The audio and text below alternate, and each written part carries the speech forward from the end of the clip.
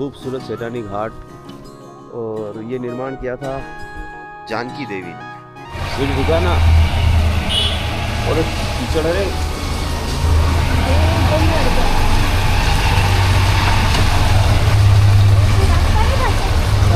बहुत ज़्यादा। तो इस वक्त हम हरदा शहर के बीचों बीच है और यहाँ पर ये घंटा घर हमें दिखा है, लेकिन घड़ी बंद है यार यहाँ की। ये है जय श्री दादाजी धुनी वाले धाम। यहाँ पर दो संत महात्मा, बड़े दादा और छोटे दादा, इनके समाधि स्थल है। और एक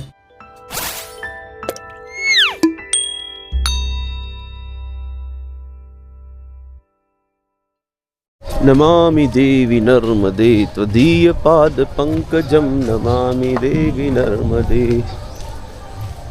तो नमामि देवी नर्मदे नर्मदापुरम के सेठानी घाट से आप सभी को नर्मदे हर। तो खूबसूरत सेठानी घाट, मौसम भी अनुकूल है। हमारे श्रीमती जी मैया के लिए कुछ लाए हैं, और ये सिस्टम जो है छोटे छोटे कितने अच्छे दिए हैं अपने, कितने अच्छे हैं, पर ये सब गंद करेंगे।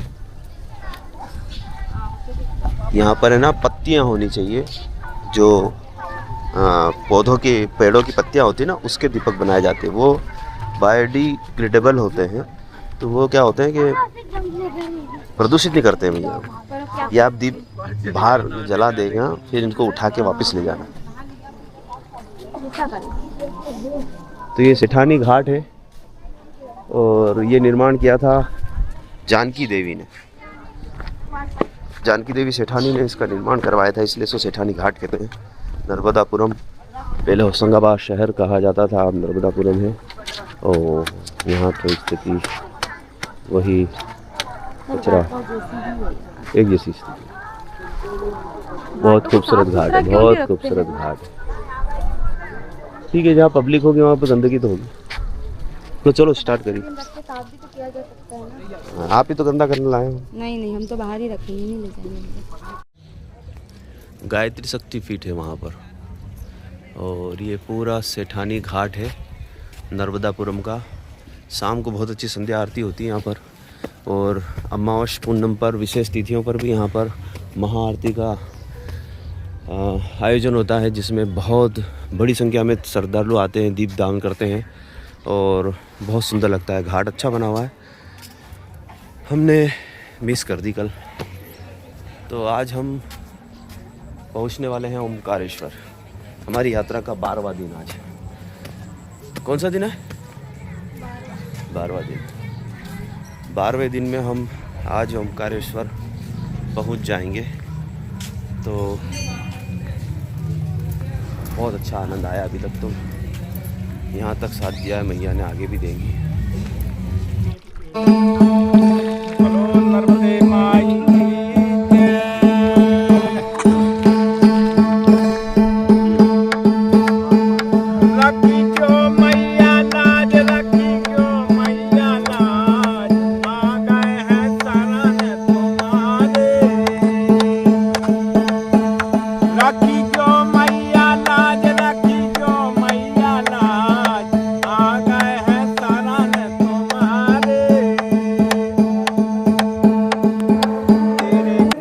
परिक्रम में निकली है ये दोनों बाइक, और आप ये है अहमदाबाद से, और ये बाइक है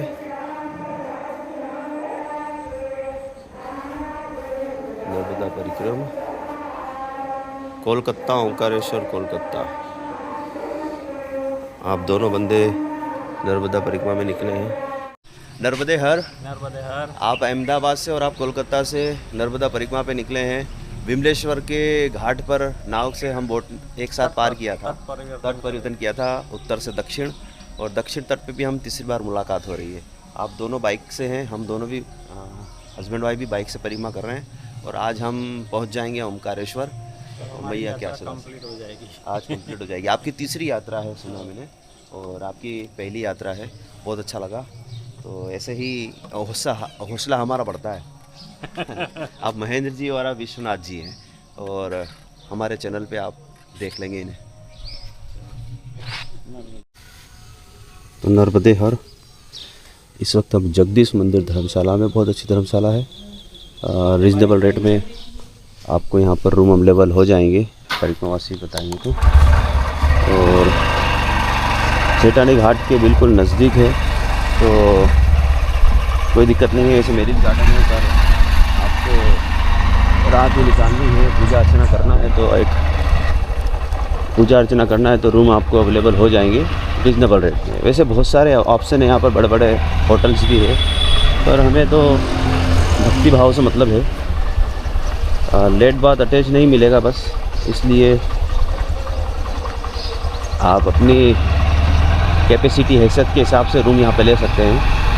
और समय निकालना है तो कोई दिक्कत नहीं है, आप यहाँ पे भी अरेंज कर सकते हैं। ओनली 250 रुपीज़ का रूम था।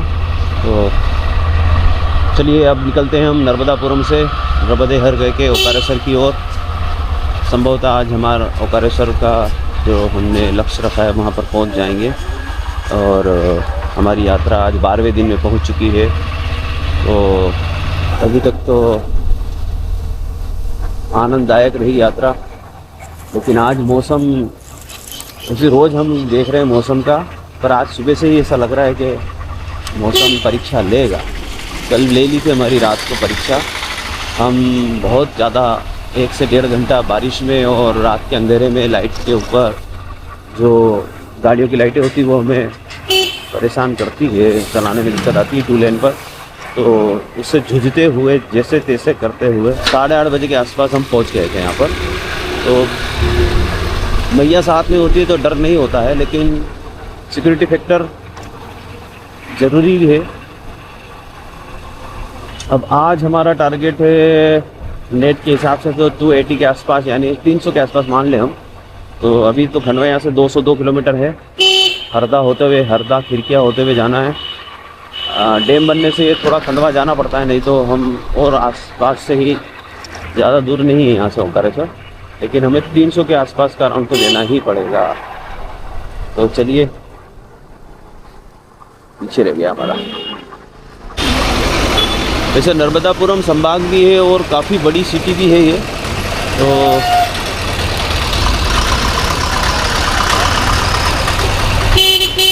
ये पोहे, इंदौरी पोहा खा लें।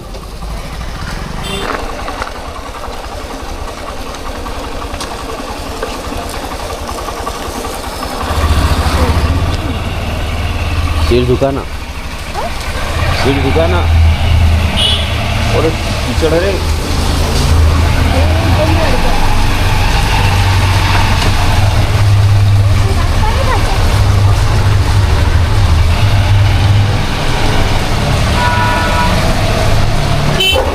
गूगल के सहारे जाओ तो ये छोटी मोटी गलियों के अंदर घुसेड़ देता है। और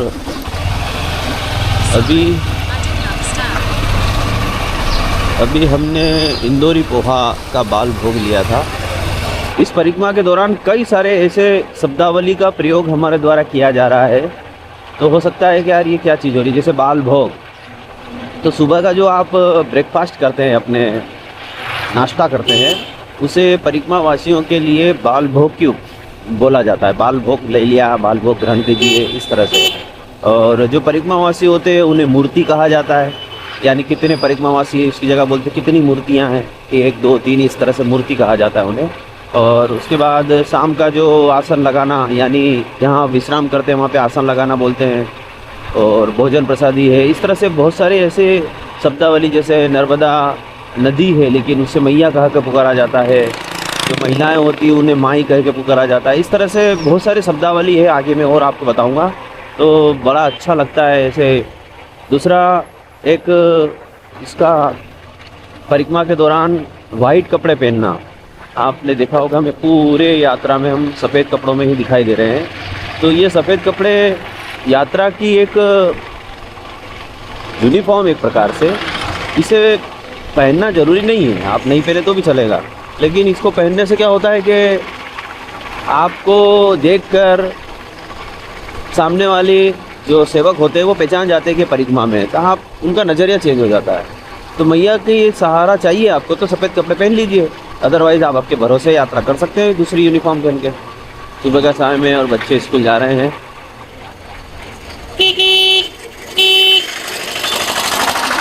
चलो नर्मदे हर पाना पूरा करके एक कस्बा आया है बड़ा, और अच्छी जगह है, थोड़ा बड़ा है, सभी व्यवस्था यहाँ पे आपको अवेलेबल है।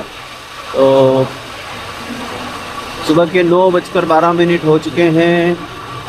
अभी भी हमारा खंडवा 155 किलोमीटर और है। मौसम बड़ा सुहाना हो गया है, मौसम बारिश का है। पिछले 5-6 दिनों से हम हमारी 12वें दिन की यात्रा में 12 में से 6 दिन तो हम भयंकर गर्मी में गुजारे, और लास्ट के 6 दिन हमने पूरी तरह से बारिश और ठंडे मौसम में गुजारे, यानी सब बराबर हो गया। तो बढ़िया लगा, मौसम ऐसा ही रहेगा तो गर्मी महसूस नहीं होगी। गुजरात और निमाड़ क्षेत्र तो वैसे भी गर्म ही रहते हैं। तो निमाड़ में हम सुलपाने के जंगल में गए थे, तो वहाँ पर भी गर्मी का बहुत भयंकर असर देखा था। और यहाँ पर जैसे ही हम इधर एमपी में प्रवेश किए, कुछ न कुछ बारिश के मौसम से हम ठंडे मौसम में सफ़र कर रहे हैं, तो इतनी परेशानी नहीं आ रही। बस ये है कि कभी पानी आ जाता है तो दिक्कत हो जाती है। तो सुबह के 9:16 हो गए हैं और हम पहुंच गए सिमनी मालवा, नर्मदापुरम ज़िले का एक कस्बा है, बड़ा अच्छा खासा बड़ा शहर है ये। और यहाँ से नर्मदापुरम अभी भी नर्मदापुरम नहीं है, ओकारेश्वर अभी भी 153 किलोमीटर है। अच्छी जगह है, बड़ी जगह है, ज़रूरत की सभी आवश्यकता की सभी चीज़ें यहाँ पर अवेलेबल है। और नर्मदापुरम ज़िले में आता है यहाँ से खंडवा 153 है, ओकारेश्वर पोर्ट जाता है।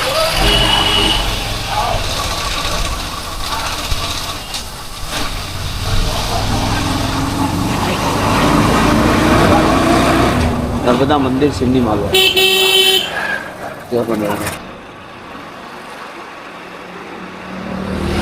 तो अभी हम हरदा ज़िले में प्रवेश कर चुके हैं, और हरदा ज़िले का पहला बड़ा जो यहाँ पर कस्बा आया है वो टिमरनी है।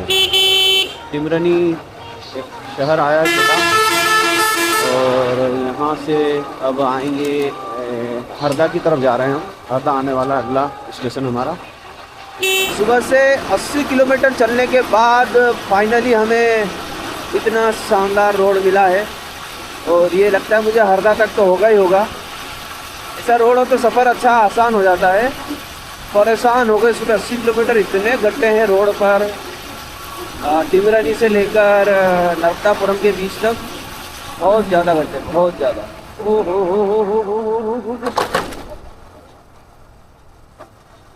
खुदी गाड़ी लगी ऊपर। तो इस वक्त हम हरदा में हैं, रेलवे स्टेशन के पास। इंदौर खंडवा लेफ्ट साइड में जाना है। बस स्टैंड और रेलवे स्टेशन हरदा का इधर हरदा नगर पालिका परिषद आपका हार्दिक स्वागत करता है। तो इस वक्त हम हरदा शहर के बीचों बीच है, और यहाँ पर ये घंटाघर हमें दिखा है, लेकिन घड़ी बंद है यार। यहाँ पे घंटाघर चौराहा है ये शायद यहाँ का हरदा का। बहुत पुरानी इमारत दिख रही है, और ये बापू बैठे हैं यहाँ पे, तो शायद हाउस बापू गांधी चौक होगा। तो साथियों ये खिड़कियाँ है, और मुझे लगा था कि गुजरात के हाईवे ख़राब है, रोड ख़राब है, या तो मध्य प्रदेश में भी वही स्थिति है अभी भी कुछ जगहों पे। कुछ जगहों के हम तो सुबह से नर्मदापुरम से ऐसे ही बेकार से रोड पे चल रहे हैं, गड्ढे गड्ढे गड्ढे गड्ढे। दोपहर के 12 बज चुके हैं, पिछले 5 घंटों से 4 घंटों से हम ऐसे ही रोड पर सफ़र करने को मजबूर हो गए। खिड़कियाँ आ गया है, अच्छा बड़ा कस्बा दिख रहा है। खिड़कियाँ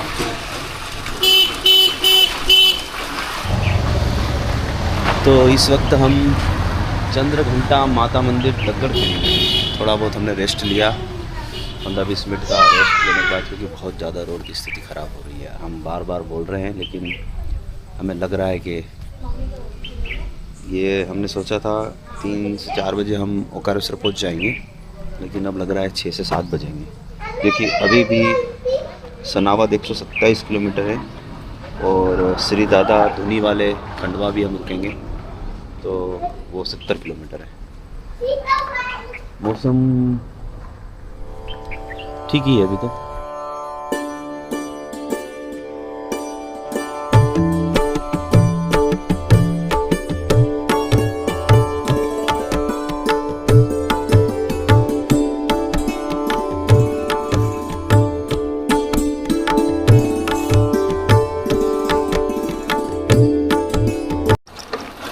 तो साथियों हरदा से हम मात्र 20 किलोमीटर आए हैं अभी, 20 या 21 किलोमीटर, और उसको आने में हमें लग गया 1 घंटा।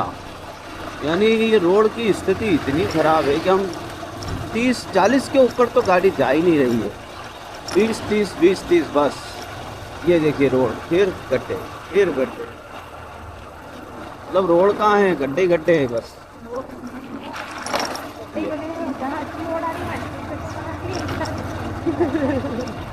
हमारे मैडम जी कह रहे हैं जहाँ अच्छी रोड बनी हुई थी वहाँ पे स्पीड ब्रेकर ज़्यादा कर दी है, और जहाँ रोड खराब है वहाँ गड्ढे ही गड्ढे है। आदमी कहाँ से गाड़ी कैसे चला रहा है बंदा, इतना नुकसान हो रहा होगा गाड़ी में।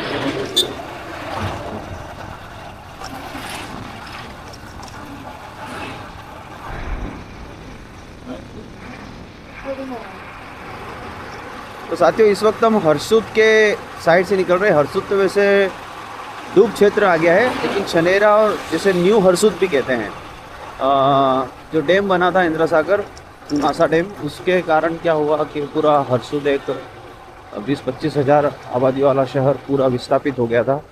वो पूरा अभी पानी समुद्र उसके डैम के पानी में डूबा हुआ है, तो वो पूरा नया बसावट हुई थी उसकी। तो ये अभी हम उसके बाईपास से अभी क्रॉस कर रहे हैं।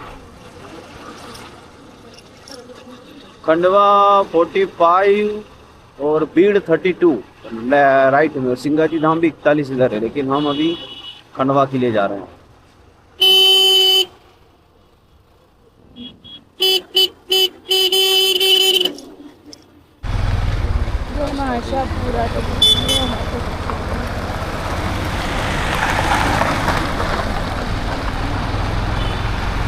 आशापुर की आशापुर माता जी।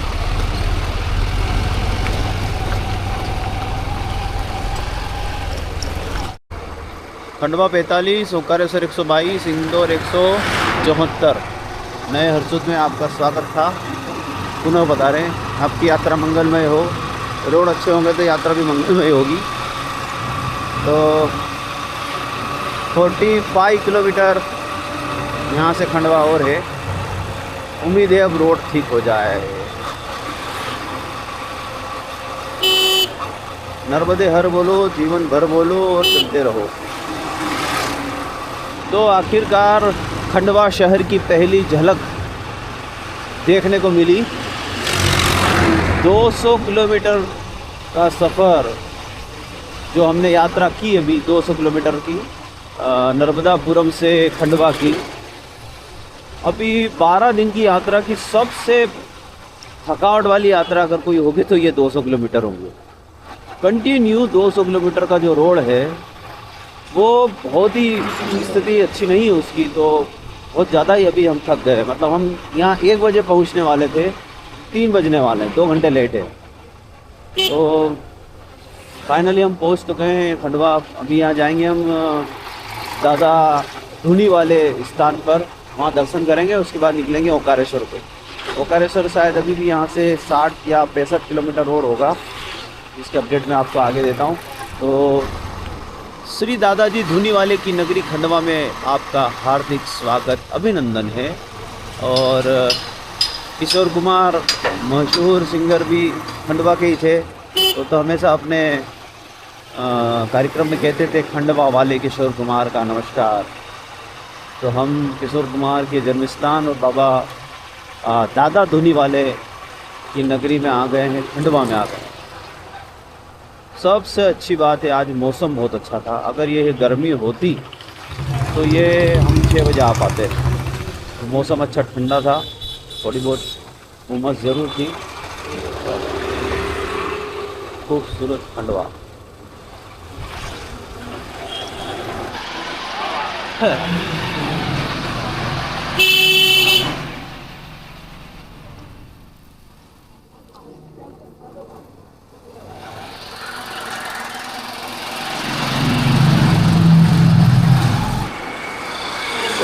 खंडवा के भयंकर ट्रैफिक से निकलकर हम आ गए हैं दादा धुनी वाले स्थान के मुख्य मार्ग पर। 400 मीटर आगे अभी और है वो। तो इस समय हो गया है 3:10। गूगल इतना सटीक आकलन दिया उसने, उम्मीद नहीं थी कि इतना सही बताता है। किलोमीटर कम थे लेकिन टाइम इसने फिर भी ज़्यादा बताया। मतलब ये बिल्कुल एक्यूरेट ट्रैफिक का कैलकुलेशन करके ही अपने को आंकड़े दिखाता है। ये है जय श्री दादाजी धुनी वाले धाम। यहाँ पर 2 संत महात्मा, बड़े दादा और छोटे दादा, उनके समाधि स्थल है और एक धुनी है जो प्रज्वलित हो रही है। आइए उनके आपको हम दर्शन करवाएं।